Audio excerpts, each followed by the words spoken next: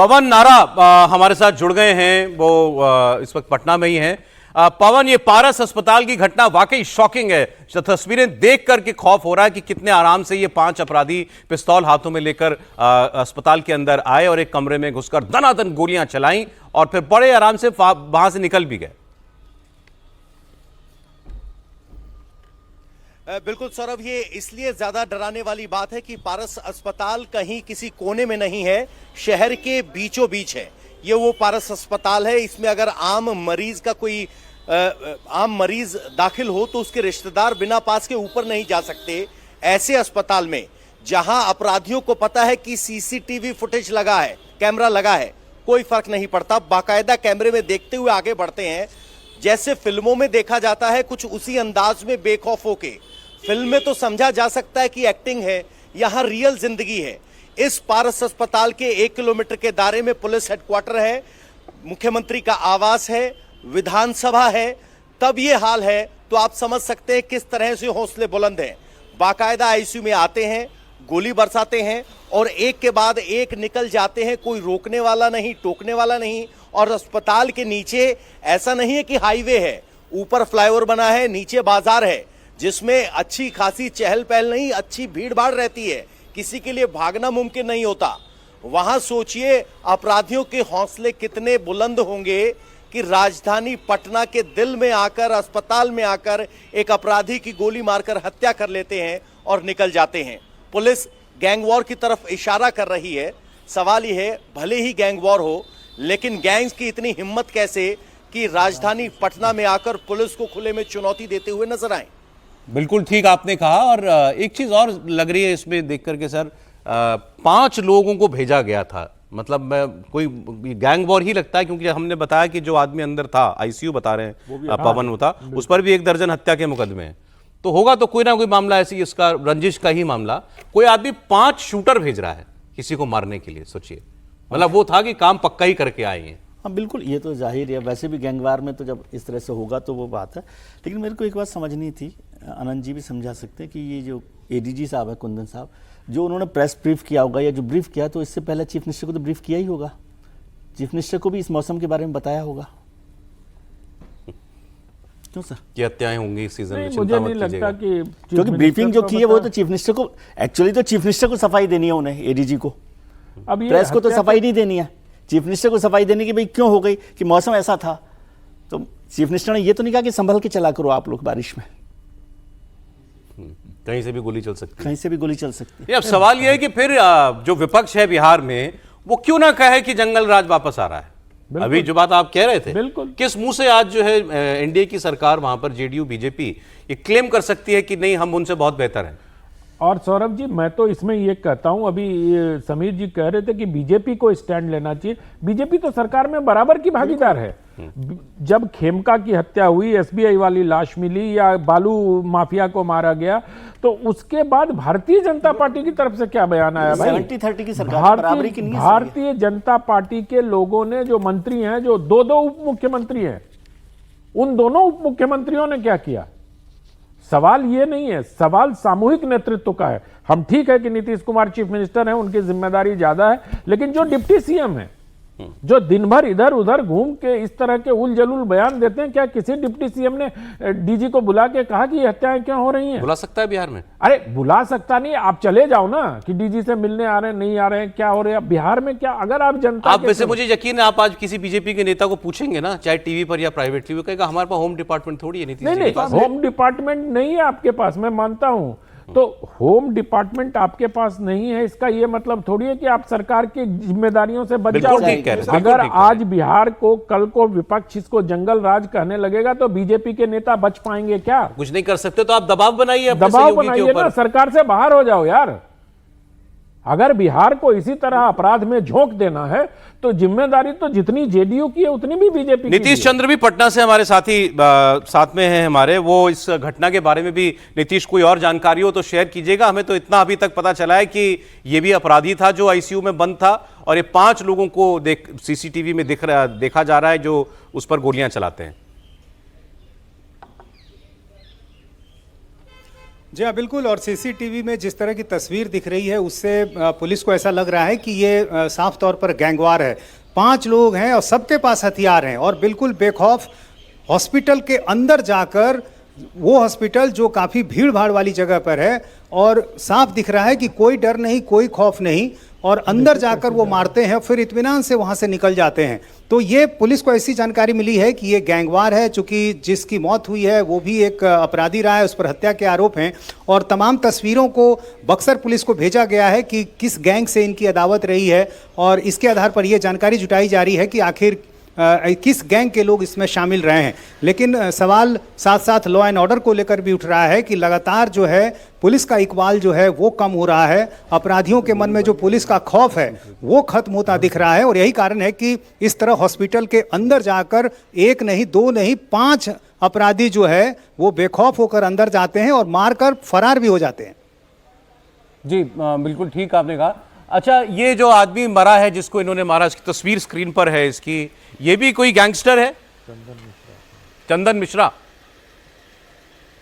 जी हाँ, पुलिस ने इसके बारे में जानकारी दी है कि ये गैंगस्टर है और इस पर अभी केसरी हत्याकांड एक बक्सर में हुआ था उसमें आरोप है। इसके अलावा कई दूसरे आरोप हैं। पुलिस का तो कहना है कि लगभग 9 से 10 इस पर मामले हैं, और अभी ये जेल में था और पेरोल पर ये छूटा था इलाज के लिए, और इसी इलाज के सिलसिले में ये यहाँ पर आया था, और जाहिर है इसकी जानकारी जो इनकी विरोधी गैंग है उनको रही होगी, और इसलिए उन्होंने अस्पताल में आकर हत्या की है। परिवार के लोग भी उस दौरान साथ थे। पुलिस ये भी जानने की कोशिश कर रही है कि कहीं अस्पताल का कोई सुरक्षाकर्मी तो इसमें सहयोग नहीं कर रहा था, क्योंकि अंदर जाकर 5 लोगों का हथियार के साथ मारकर फरार हो जाना ये बहुत आसान भी नहीं है। तो जाहिर है इन सारे पहलुओं को पुलिस अभी खंगाल रही है, और पुलिस ये पूरी तरह से मान रही है कि ये गैंगवार का नतीजा है। अच्छा नीतीश, आप तो पटना में ही रहते हैं, बिहार की सरकार में, पुलिस में, सब जगह आपकी बात होती है, तो ये बताइए कि अभी जो खास तौर पर गोपाल खेमका मर्डर केस के बाद से कोई हलचल नहीं दिखी पुलिस के अंदर? कोई एफर्ट ऐसा नजर आया कि नहीं साहब अब किसी भी तरीके से क्राइम कंट्रोल करना है, क्योंकि बदला तो कुछ भी नहीं।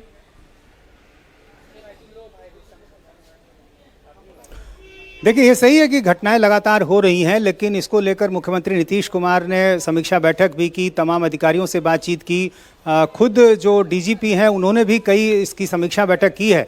लेकिन जो मोटे तौर पर बात दिख रही है कि जो शूटर हैं, जो कई ऐसे युवा हैं जो अब शूटर को एक पेशे के तौर पर अपना रहे हैं, हथियारों की जो तस्करी है उसमें भी कई लोग शामिल हो रहे हैं, और कल एडीजी ने इसलिए इस बात का ऐलान भी किया कि एक शूटर सेल का गठन होगा, और उसमें जो लोग भी इस तरह के अपराध में शामिल हैं, जो कॉन्ट्रैक्ट किलिंग करते हैं, जो हथियार मुहैया कराते हैं, उनका एक डेटाबेस तैयार किया जाएगा, और ऐसे लोग जो यदि जेल से बाहर निकल भी जाते हैं उसके बाद भी उन पर नजर रखी जाएगी। तो सबसे जड़ में यदि आप देखें तो वो है कि जो कॉन्ट्रैक्ट किलर हैं, दूसरी बात की हथियार उपलब्ध कराने वाले, मुंगेर में आपको मालूम होगा कि अवैध हथियार जो है बड़े पैमाने पर बनता है, और वहां से सिर्फ बिहारी नहीं बल्कि देश के अलग अलग राज्यों में हथियार भेजे जाते हैं। अच्छा। तो इस नेटवर्क को, इस चेन को तोड़ने की कोशिश पुलिस कर रही है, और पुलिस के अधिकारी ने खुद कहा कल एडीजी एसटीएफ कुंदन कृष्णन ने कि युवा जो है इसमें शामिल काफी संख्या में हो गए हैं, उनके पास इस तरह के कुछ काम नहीं है। तो निश्चित रूप से इस नेटवर्क उनके इस बयान पर कोई रिएक्शन नहीं आया, जिस तरीके से उन्होंने बताया कि इस वक्त जो है खेती का काम नहीं होता है, लोग गांव में फ्री होते हैं लड़के, इसीलिए सुपारी किलिंग में शामिल हो जाते हैं, तो जस्टिफाई करना हुआ ये तो क्राइम को। जी हाँ, बिल्कुल। अब उन्होंने ये भी कहा कि चुनाव का समय है तो राजनीतिक दल जो है कुछ ज़्यादा ही इस पर नज़र रख रहे हैं, लेकिन ये सच्चाई है कि आपराधिक घटनाएं हो रही हैं तो सवाल तो उठेंगे ही। चुनाव हो ना हो, आम आदमी भी उससे प्रभावित होता है, तो ऐसे में ये सवाल तो खड़ा होगा ही कि आखिर अपराधी, भले ही वो निजी मामला हो, गैंगवार हो, भले ही वो कोई ज़मीन विवाद हो, लेकिन यदि अपराध हो रहा है तो यानी पुलिस का जो एक डर होता है, जो एक खौफ होता है, वो कहीं ना कहीं कम हुआ है, और अपराधियों को ऐसा लगता है कि उन्हें कुछ नहीं होगा, उन्हें पकड़ा नहीं जा सकेगा। तो जाहिर है ये जो एक संदेश गया है उसका काफ़ी असर है, और यही कारण है कि ऐसे में जो आम लोग हैं वो भी काफ़ी डरे समय रहते हैं, और यही वजह यह भी है कि अब इसको लेकर सियासत भी हो रही है। जो सुशासन सरकार कही जाती थी, जंगल राज का जब आरोप लगाते हैं विपक्षी पार्टियों पर, जब वैसी घटनाएं अभी हो रही हो तो निश्चित रूप से ये सवाल उठेंगे और चुनाव में वो मुद्दा भी बनेगा। अब ये तस्वीरों को एक बार मैं आपको बता दूं, कुछ व्यूअर्स अगर अभी जुड़ रहे हो हमारे साथ। पटना के एक भीड़ भाड़ वाले इलाके में, शहर के बीचों बीच 5 किलोमीटर बताया नीतीश कुमार के घर से दूर मात्र पारस अस्पताल है, वहां पर एक अपराधी जो जेल से छूटा हुआ था पैरोल पर, वो भर्ती था और उसको मारने के लिए 5 शूटर आते हैं। चेहरा किसी ने नहीं ढका हुआ, सबकी तस्वीरें सीसीटीवी में दिख रही हैं, चेहरे पहचाने जाएंगे जरूर इनके। हर के हाथ में हथियार है और सोफिस्टिकेटेड हथियार है, और वो जाते हैं कमरे के अंदर, एक के बाद एक कई राउंड गोलियां चलाते हैं और उसके बाद उस व्यक्ति को मारकर फिर ये लोग फरार हो जाते। डर तो होना चाहिए था, अभी तो एनकाउंटर हुआ, एक आदमी का गोपाल खिमका में एनकाउंटर अभी तो हुआ, तो फिर तो डर होना चाहिए था इन लोगों को, पुलिस मार देगी हमको। नीतीश चंदा ने बहुत इंपॉर्टेंट बात बोली। नीतीश चंदा ने बताया कि भाई मुंगेर में हथियार के अवैध बनते हैं और वहां से सब जगह जाते हैं, तो मुंगेर से तो लल्लन सिंह सांसद है, केंद्र में मंत्री है, इतने करीबी है नीतीश कुमार के, प्रदेश अध्यक्ष है, तो क्या लल्लन सिंह को पता नहीं कि उनके संसदीय क्षेत्र में इतना अगर अवैध अपराधों का जखीरा अगर बन रहा जा रहा है तो वहां प्रशासन क्या कर रहा है? थी ना समीर जी, आप थोड़ा ध्यान भी तो रखा कीजिए, mutton party culture sir Munger में आज से नहीं बन रहा है, मुंगेर में तो हमेशा 60-70 साल से बन रहा है। मुंगेर के हथियार से मुंगेर में कट्टा बनता है सर। हाँ, वो कट्टा नहीं है, नहीं कट्टा नहीं है ना, ये तो देखिए वो ऐसे खींच रहा है, वो खींच रहा है, तीसरे नंबर का अगर देखिए वो निकालता है और उसके बाद उसको रिवॉल्वर को जैसे खींचा जाता है, ऐसा बनता नहीं है मुंगेर में। मुंगेर में तो दोनाली बना लेगा, वो जो रेलवे का वो जो पकड़ के जिसको पुराने रेल डब्बे में चढ़ते थे उसको मुंगेर इलाके में काट के उसके नली के पिस्तौल बनते हैं, और वो तो कई बार फट भी जाते हैं। मैं तो मुंगेर का रहने वाला हूं, सर 60 साल से बन रहे हैं तो क्यों बन रहे हैं, क्यों नहीं रोका किसी ने? वो रोकने के कई बार प्रयास होते हैं, कभी कम हो जाते हैं, कभी ज्यादा हो जाते हैं। एक सवाल इसके बीच में ये रह गया जो कि विपक्ष बार बार पूछता है और बात बिल्कुल सही है। नीतीश कुमार ने खुद अभी तक इस बात को कि अपराध बढ़ रहा है और लोगों में डर ना हो, एक बार आकर के कुछ कहना जरूरी नहीं समझा उन्होंने। मैं मुख्यमंत्री के तौर पर मैं कुछ कहूं, यही कहूं कि हम किसी अपराधी को नहीं बख्शेंगे, किसी को चिंतित होने की जरूरत नहीं, चिंता करने की जरूरत नहीं है। आश्वस्ति तो बिहार को चाहिए, और वो हाईएस्ट लेवल की आश्वस्ति चाहिए। जिस प्रकार से पटना में घटना हो रही है, एक के बाद एक 2 घटना हो गई, जिसमें मतलब एक रात 12 बजे और ये तो दिन दहाड़े 5 अपराधी गोली मारकर चले गए, और उसमें भी अपराधी पकड़ लिए गए। इसमें पता नहीं कब पकड़े जाएंगे, गैंगवार हो। जो नीतीश कुमार को क्यों नहीं लगता ये जरूरी कि वो सामने आए? अब नीतीश कुमार जी को क्यों नहीं लगता ये तो भैया नीतीश जी बता सकते हैं, लेकिन नीतीश कुमार के इर्द गिर्द जो अफसर हैं, जो बिहार को चला रहे हैं, उनसे भी तो अपेक्षा है ना, जो उनके सलाहकार हैं, जो उनके चीफ सेक्रेटरी हैं, जो उनके डीजी हैं, हाईएस्ट लेवल से। अब जो एडीजी साहब आए उन्होंने भी तो कोई आश्वस्ति नहीं दी ना, उन्होंने कारण बताया, लेकिन हम अपराधियों पर नकेल कसेंगे। सही समीर जी कह रहे थे, जैसे उत्तर प्रदेश में भी अपराध हो रहे हैं, लेकिन एक हाईएस्ट लेवल ऑफ एडमिनिस्ट्रेशन से एक आश्वस्ति है कि ठोक दिए जाओगे, उनके मुंह से नहीं हो, उनके क्रियाकलाप से, उनके पुलिस वालों के इससे हो। लेकिन बिहार में तो ऐसा कुछ दिखता भी नहीं है। बिहार में कोई तो जनता को आश्वस्त करे कि ये अपराधियों पर लगाम लगाया जाएगा, कौन करेगा? गृह मंत्री वही, मुख्यमंत्री वही।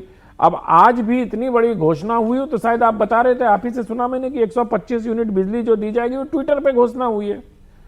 तो ये तो बड़ा एक मसला है जो हमें उन संदेह की ओर ले जाता है जो विपक्ष के लोग आरोप लगाते हैं नीतीश कुमार पर, कि नीतीश जी में कुछ उनके स्वास्थ्य को लेकर जिस प्रकार के आरोप लगाते हैं, और हम लोग कई बार उस पर चर्चा भी कर चुके हैं। बार बार ऐसे समय में नीतीश जी का सामने ना आना विपक्ष के उन आरोपों को, उन संदेहों को गाढ़ा करता है। ये देखिए, ये तो पहले भी हम लोग इस पर चर्चा कर चुके हैं। आप नाराज होते हैं कि लापता मुख्यमंत्री हैं, तो उनको लेकर इतनी ज़्यादा नहीं करना चाहिए। और मैं आनंद जी की बात से कम सहमत हूँ कि वो ठीक नहीं होंगे, क्योंकि नहीं तो बीजेपी वाले बता ही देते। बीजेपी के किसी नेता ने नहीं कहा, 2 मुख्यमंत्री उन्होंने भी नहीं बताया कि उनका स्वास्थ्य ठीक नहीं है, तो स्वास्थ्य ठीक ही होगा।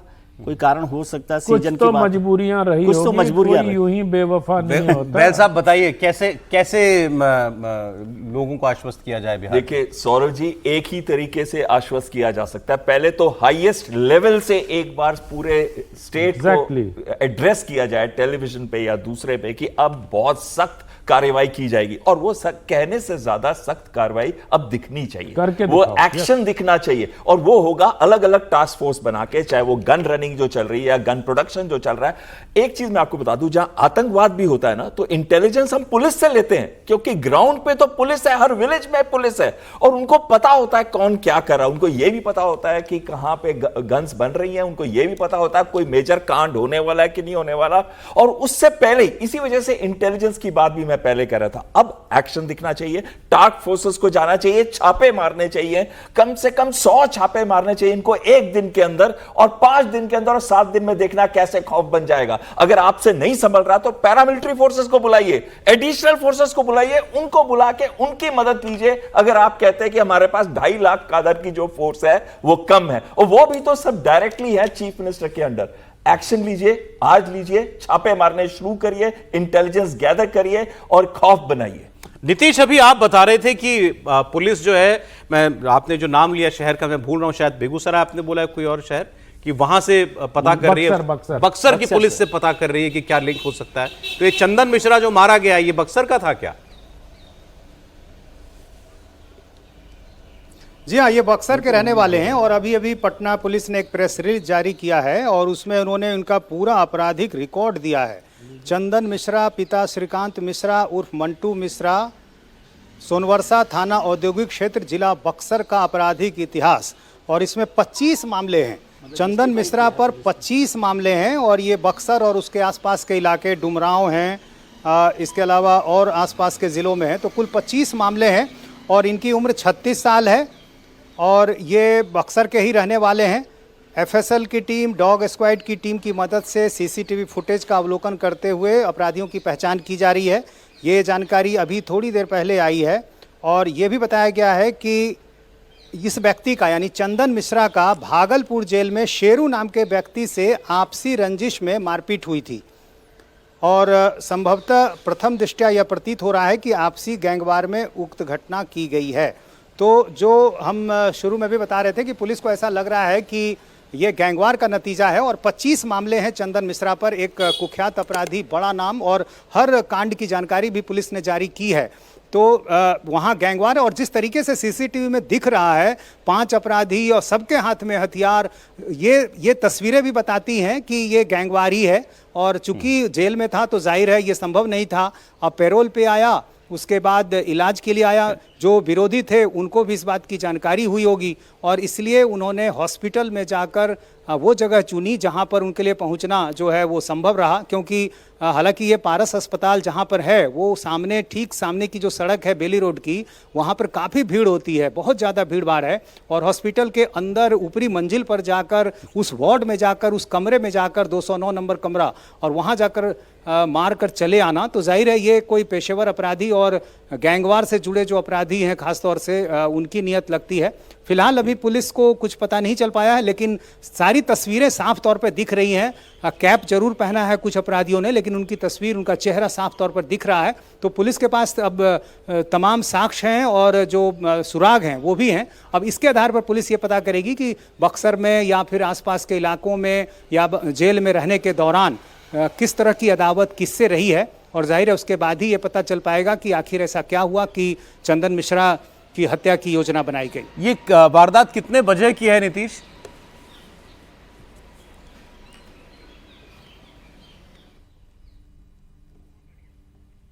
फोन उनका डिस्कनेक्ट हो गया, लेकिन जो जानकारी अभी नीतीश दे रहे थे और वो प्रेस रिलीज में ही आया है, तो इसीलिए मतलब पुलिस उस लाइन पर काम कर रही है कि इस आदमी का तो जस्टिफिकेशन है कि बहुत बड़ा, किस पर ये भी अपराधी था, बड़ा तो उसका, अपराधी था। हाँ, तो ये तो उसमें जो उन्होंने बताया कि जेल में किसी दूसरे अपराधी से हाथापाई झगड़ा हुआ, मतलब पुलिस को लगता है कि ये वजह हो सकती है या उस व्यक्ति ने भेजे हों। मैं नहीं जानता वो दूसरा व्यक्ति अभी भी जेल में है कि नहीं। अगर वो जेल में है तो और गंभीर बात है कि जेल से गैंग चल रहे हैं, जेल से हत्या के ऑर्डर निकल रहे हैं। गोपाल खिमका, बेउर जेल वाला था ही, गोपाल खिमका की हत्या का ऑर्डर जेल से निकला था। अब कल प्रधानमंत्री जी मोतिहारी आ रहे हैं, कल सभा है पीएम की। सबसे बड़ी बात यही मैं कहना चाह रहा ना, कल प्रधानमंत्री मोतिहारी जा रहे हैं, मोतिहारी सभा है कल पीएम कल उनकी सभा है मोतिहारी में। मोतिहारी में अब क्या, मुझे मालूम नहीं, बिहार की सारी पुलिस चली गई, वो मोतिहारी हो सकता है।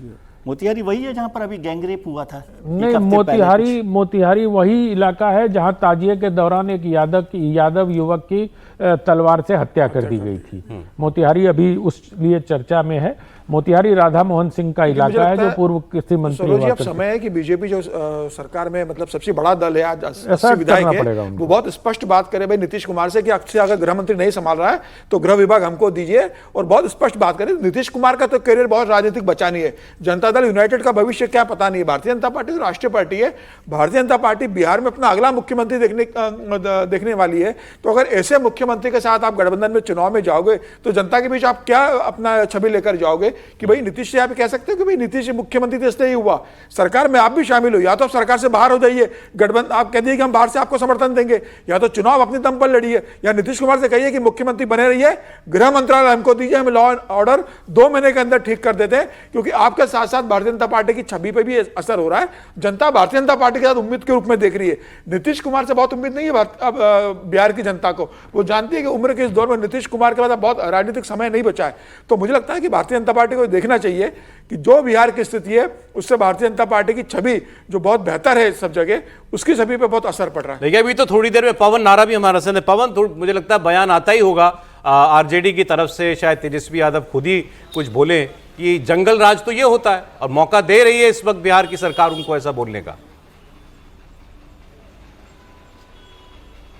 बिल्कुल, जिस तरीके से एक के बाद एक क्राइम की घटनाएं हुई हैं, वो बाकायदा ऐसे मामले हुए हैं जो प्रोमिनेंट लोकेशन पे हुए हैं, पुलिस के नाक के नीचे हुए हैं, और जहां अस्पताल है उसके बाहर की एक तस्वीर हमारे पास आई, हम आपको भेज रहे हैं, आप दिखाइएगा।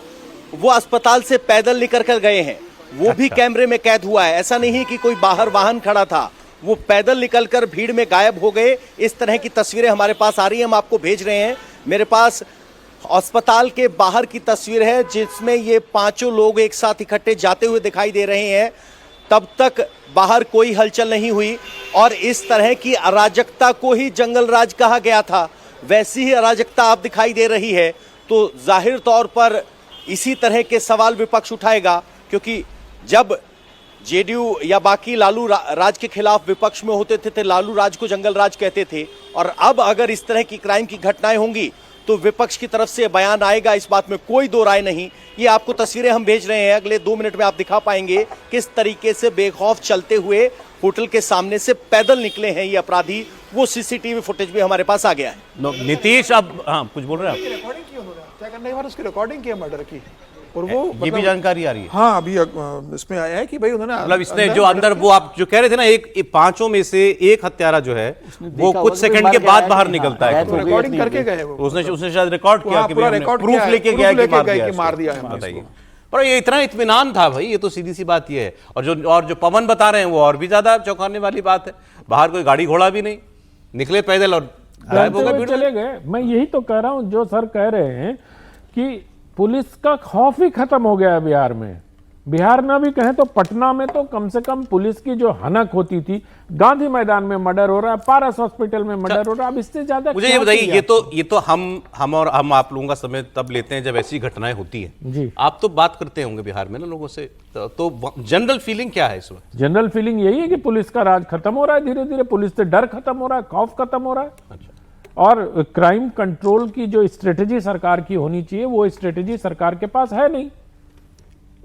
क्योंकि मैं फिर वहीं पे आपको लाऊंगा, खत्म हो रहा है मतलब सरकार का राज खत्म हो रहा है। पुलिस का मतलब जब हम उत्तर प्रदेश में बात करते हैं कि कानून व्यवस्था योगी जी की है, तो मतलब पुलिस ही तो देख रही होती, योगी जी तो करते नहीं है। मैं तो यही कह रहा हूं सर, मैं तो पहले लाइन से यही कह रहा हूं कि हाईएस्ट लेवल से ना एश्योरेंस है, ना रणनीति है, ना अपराध से निपटने की अब मुझे इच्छा शक्ति दिखाई देती है। आई मे साउंड हार्शर, बट जो आज आपको दिखाई दे रहा है ना सौरभ जी, आज हमें राजनीतिक नेतृत्व में इच्छा शक्ति का अभाव दिखाई दे रहा है अपराध से। और यही बात जब लोगों से बातचीत होती है तो लोग यही कहते हैं।